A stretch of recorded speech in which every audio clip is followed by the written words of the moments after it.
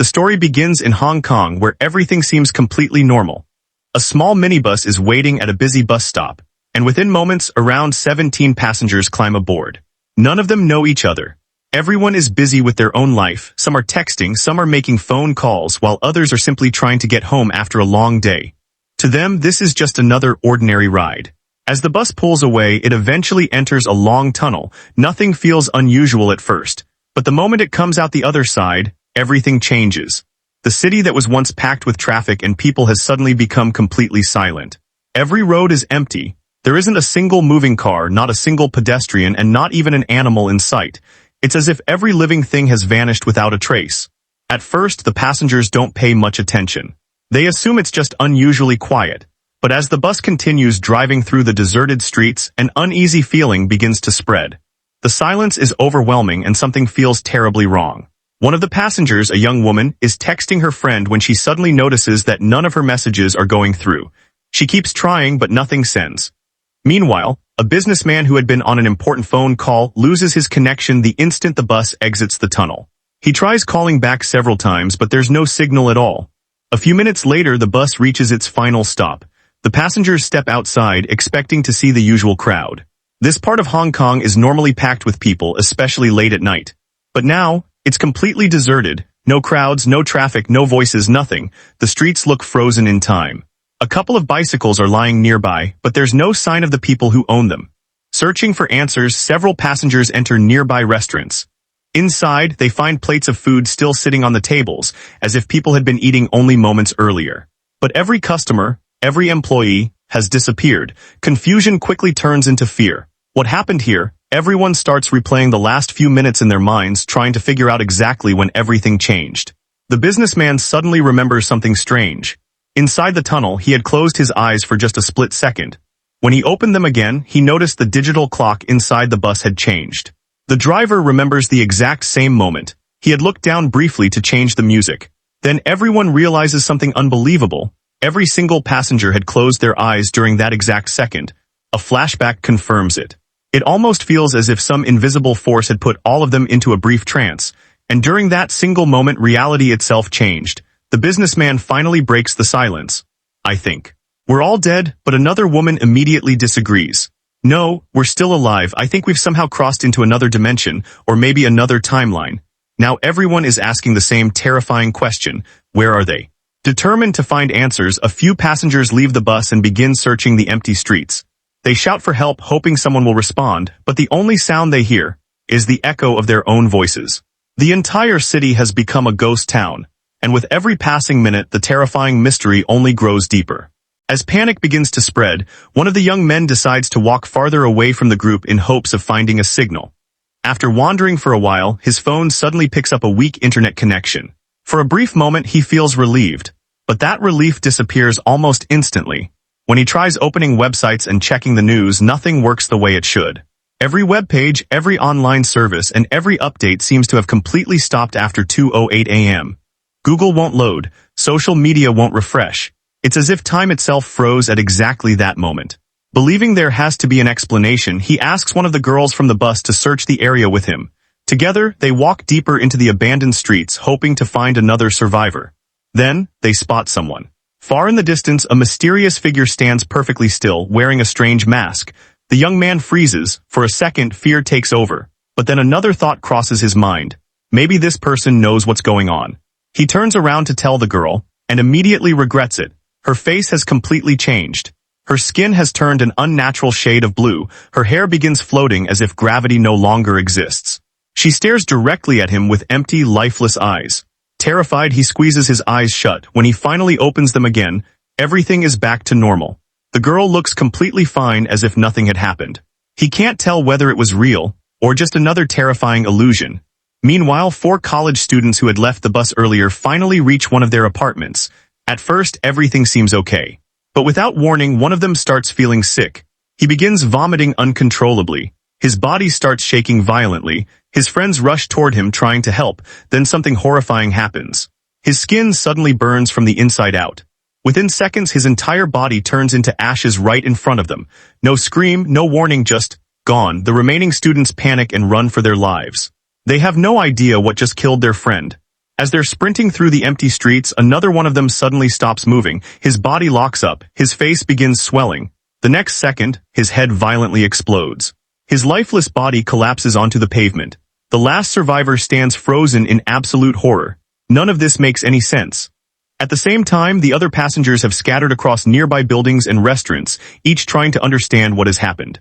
Suddenly, every single person's phone begins ringing at exactly the same time. They answer immediately, but no one speaks. Instead, all they hear are strange electronic beeping sounds. Confused and frightened, everyone rushes back to the bus to compare what they experienced. To their surprise, every person received the exact same mysterious call. The bus driver realizes this can't be a coincidence. One of the passengers happens to be a communications technician. After carefully listening to the strange tones, he makes a shocking discovery. It's Morse code. He quickly writes down every beep and begins translating the message. The group waits anxiously. When he finally finishes decoding it, the atmosphere changes instantly. His face turns pale. The message doesn't offer hope, it delivers a warning. It says that Earth is no longer fit for human life. Humanity has reached its end. Whatever happened, there's no going back. Fear spreads through the entire group. Some believe aliens have wiped out humanity. Others think they're trapped inside another universe. No one knows the truth. And before anyone can come up with another theory, something even worse happens. The same young man who had been trying to keep everyone's spirits up suddenly bursts into flames. Without any warning, fire consumes his entire body. The others rush toward him, desperately trying to put out the flames, but it's already too late. Within moments, he crumbles into nothing but ashes. Watching another person die destroys the little hope they had left for the first time. Everyone truly believes none of them are getting out alive. Completely overwhelmed by fear, the survivors scatter in different directions, hoping distance might somehow save them. But no matter where they go, the nightmare follows. As they're running through the deserted streets, the same mysterious masked man appears again. This time, everyone sees him. One passenger immediately believes the stranger must know the truth. Maybe there was some kind of chemical explosion, he says. Maybe everyone else is dead because of toxic gas. If that guy is wearing a mask, he has to know what's happening. Without wasting another second, the group chases after him. While running, one of the passengers suddenly trips over something lying on the ground. When he looks closer, his heart nearly stops. It's one of the girls who had been riding on the bus with them. She's dead. Her body shows clear signs that she was brutally assaulted before she died. The horrifying discovery leaves everyone speechless. At the same time, the long-haired cyclist, the same young man who witnessed his friends die, still hasn't returned to the group. Traumatized by everything he's seen, he hides inside an abandoned apartment, unable to process the nightmare around him. Meanwhile, two members of the group finally catch the mysterious masked man. They force him to the ground and rip off his mask. Questions begin flying at him. Who are you? What happened to everyone? Are aliens responsible? Tell us what's going on.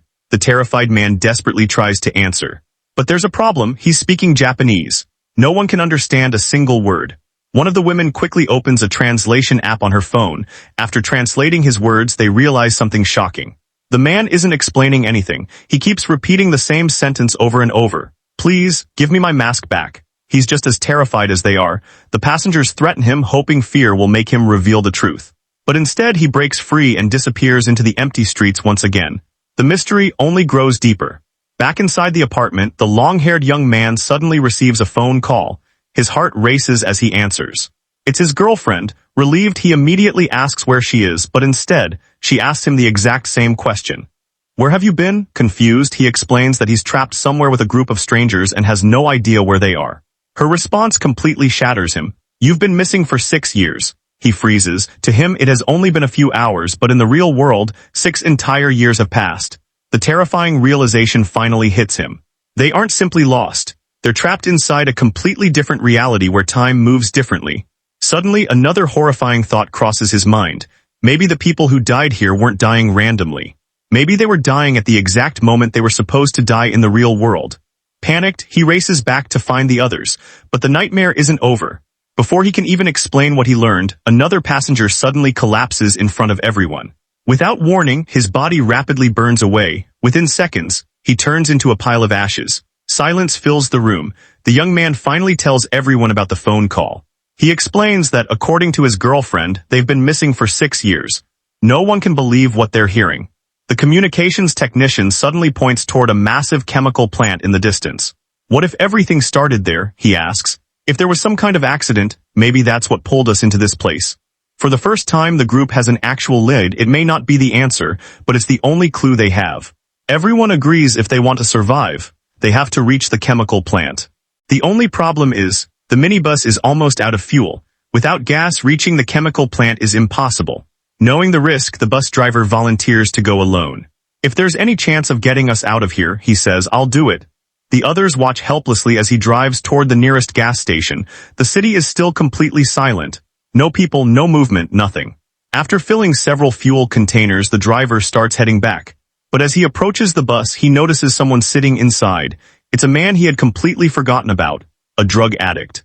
He had been unconscious the entire time because of an overdose and had slept through everything that happened. Completely confused, the man believes the driver has kidnapped him. Without warning, he attacks. A violent fight breaks out inside the bus. The driver tries to calm him down, but the man refuses to listen. The struggle quickly turns deadly. In self-defense, the driver grabs an axe lying nearby and strikes the attacker in the shoulder. The man collapses. Believing he's no longer a threat, the driver throws him out of the bus and rushes back to the others. Meanwhile, inside a nearby restaurant, the remaining survivors begin talking about something deeply personal. They've started believing this nightmare might actually be punishment for their sins. One by one, people confess the darkest secrets they've been hiding. Then one young man speaks. I never committed the crime myself, but I watched it happen. He reveals that after leaving the bus, two of his friends assaulted one of the female passengers. He could have stopped them. Instead, he stood there and did nothing. The room falls completely silent. Everyone slowly turns toward the second attacker, who is still standing among them. The businessman speaks first. I have 2 daughters. I can't allow someone like you to keep living, one after another. The survivors stab the man. Within seconds, he collapses. Thinking he's dead, they wrap his body in plastic and carry him toward a freezer, but suddenly, his eyes snap open. Blood pours from them as he lets out a terrifying scream. He's still alive. Filled with rage, he grabs a heavy metal weapon and charges toward the group. Just before he attacks, another passenger distracts him. If you want revenge, he says, go after the friend who exposed you. The attacker turns around. At that exact moment, another survivor smashes a heavy object into the back of his head. He collapses unconscious. Realizing they'll need supplies, the group breaks into a nearby convenience store. They collect food, medicine, batteries, and protective suits, believing the air may be contaminated. Fully equipped, they finally begin their journey toward the chemical plant. But when they arrive, they're not alone. Dozens of masked workers suddenly appear. They seem just as trapped as everyone else. Instead of helping, the workers immediately attack. The survivors barely make it back onto the bus before the workers begin chasing them in vehicles. A high-speed chase erupts through the empty streets. The attackers repeatedly slam into the bus from every direction. Eventually, the damaged bus can no longer keep going. They're forced to stop, just when they think things can't get any worse. Someone walks toward them. It's the same drug addict the driver attacked earlier. The axe is still lodged deep in his shoulder, yet somehow, he's still alive. The passengers stare in disbelief. They tell him to remove the axe. He calmly shakes his head. If I pull it out, I'll bleed to death. Before anyone can respond, the sky suddenly changes. A red liquid begins falling from above. At first, everyone thinks it's blood. But after touching it, they realize it's something far worse. It's acid. The burning liquid starts eating through everything it touches. The driver forces the damaged bus back onto the road, desperately searching for shelter. Along the way, they spot another passenger they had abandoned earlier. This time, no one leaves anyone behind. They pull him onto the bus. Now they all understand one thing. They have no one left except each other. Then the injured man speaks. What if the tunnel is the answer? It's where everything changed. The idea makes sense. With no better option left, the driver turns the bus around. One last time, they head toward the same tunnel where the nightmare first began. As the bus gets closer, every passenger quietly reflects on the life they once had. Their families, their happiest memories, the people they may never see again. The film ends without revealing what truly happened. Were they trapped inside another dimension, a parallel timeline, or were they already dead from the very beginning? And the biggest question of all, did they ever make it back home? Or were they lost forever? The screen fades to black, leaving every answer a mystery.